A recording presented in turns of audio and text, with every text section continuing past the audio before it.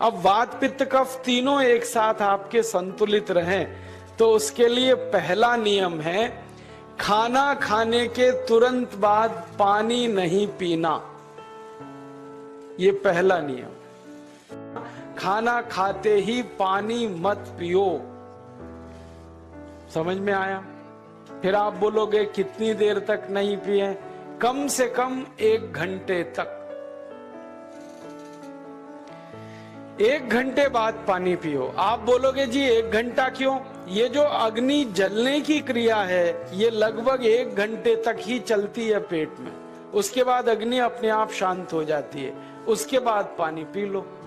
तो खाना अगर 10 बजे खाया तो 11 बजे पानी पियो, 11 बजे खाया तो 12 बजे पियो, 12 बजे खाया तो 1 बजे पियो, 1 घंटे बाद पानी पियो।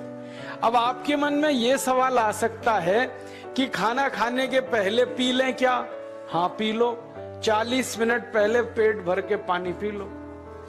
10 बजे खाना खाना है, 9:20 पे खूब पानी पी लो, जितना पी सकते हो। 11 बजे खाना खाना है, 10:20 पे पी लो, खूब पानी पी लो, 40 मिनट पहले। आप और एक सवाल पूछ सकते हो कि अच्छा ठीक है, खाने के बाद पानी तो नहीं पिएंगे, कुछ और पी सकते हैं क्या पानी को छोड़कर? तो उसके लिए बागभट्ट जी कहते हैं कि खाने के तुरंत बाद अगर पीना है तो दही की लस्सी पियो, मट्ठा। खाने के बाद अगर तुरंत पीना है तो फलों का रस पियो, गन्ने का रस पी लो, संतरे का रस पी लो, मौसमी का रस पी लो, अनार का रस पी लो। अब आप कहोगे ये सब महंगी महंगी चीजें बता रहे हैं, गन्ने का रस, संतरे का रस, अनार का रस, पैसे तो है नहीं। तो सबसे सस्ता रस है नींबू का ही रस पी लो, शिकंजी बना के पी लो, वो तो सबसे सस्ता है। तो खाना खाने के बाद या तो दही की लस्सी पियो या रस पियो।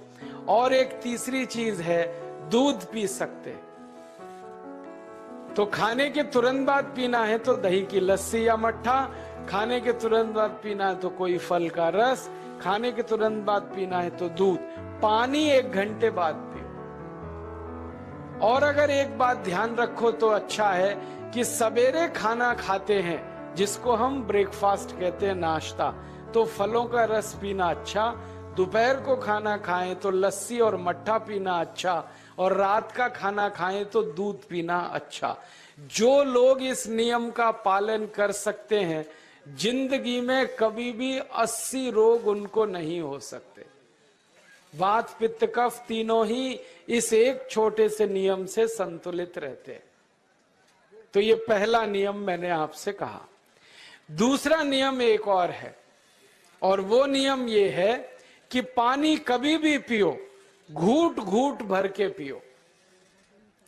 जैसे गरम चाय पीते हैं, गरम कॉफी पीते हैं, गरम दूध पीते हैं, एक एक घूट भर के, एक एक सिप करके, ऐसे ही पानी पीने की आदत डालो।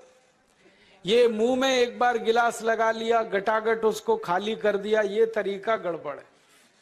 1 घूट पानी, 2 घूट पानी एक बार में उतना ही पियो। आप बोलोगे ये क्या चक्कर है? बात ऐसी है कि एक एक घूट पानी जब हम पीते हैं तो मुंह की लार पानी के साथ मिलकर पेट में अंदर जाती है, और ये जो मुंह की लार होती है ये क्षारीय होती है, और पेट में हमेशा अम्ल बनता रहता है। तो 1 घूट पानी पिया, मुंह की लार इसके साथ अंदर गई, 2 घूट पिया और ज्यादा गई, बार बार लार अंदर जाएगी तो क्षार पदार्थ पेट के अम्ल के साथ मिलेगा। पेट में अम्ल बनता है, मुंह में लार क्षारीय होती है। तो ये क्षार को अम्ल में मिला दिया जाए और ये अच्छे तरीके से मिलकर पेट में जाए तो कभी भी कोई व्यक्ति के पेट को अम्लता नहीं होती, एसिडिटी नहीं होती। और पेट में अम्लता नहीं होती तो रक्त में अम्लता नहीं होती, और जिनके रक्त में अम्लता नहीं होती उनकी जिंदगी में कभी भी वात पित्त कफ के असंतुलन की स्थिति पैदा नहीं होती। इसलिए पानी घूट घूट करके पीना। मैं आपको एक छोटा सा मेरा ऑब्जर्वेशन बताता हूं, परीक्षण। आप भारत देश में या दुनिया में कहीं भी जाओ, मनुष्य को छोड़कर पशु पक्षियों को देखना शुरू करो, वो पानी कैसे पीते।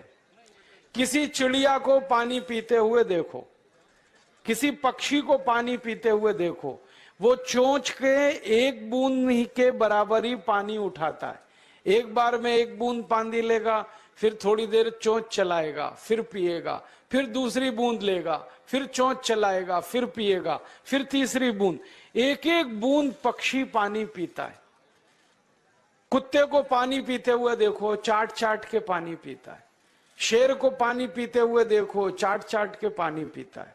जितने जानवर चाट कर पानी पीते हैं, जितने पक्षी एक एक घूंट पानी पीते हैं, किसी भी पक्षी और किसी भी जानवर को डायबिटीज नहीं है, किसी को अर्थराइटिस नहीं है, कोई पक्षी ओवरवेट नहीं है, कोई पशु ओवरवेट नहीं है। वो सब स्लिम और ट्रिम हैं, क्योंकि वो इतने होशियार हैं कि पानी चाट के पीते हैं या घूट घूट करके पीते। अब मुझे ये हैरानी होती है कि ये पशु पक्षियों को कौन सिखाता है। वो अपने जन्म से ये ज्ञान सीख के आते, उनका कोई गुरु नहीं है, उनका कोई विद्यालय नहीं है, उनके कोई प्रशिक्षण शिविर नहीं लगते, फिर भी उनको इतनी अकल है कि पानी घूट घूट पीना। और हम ये मनुष्य जिनके इतने गुरु, इतने विद्यालय, इतने कॉलेज, सीखने वाले, सिखाने वाले, और हम मूर्खों के मूर्ख गटागट गटागट पानी पीते रहते। तो पानी पीने का तरीका बदल दो, घूट घूट भर के पानी पियो।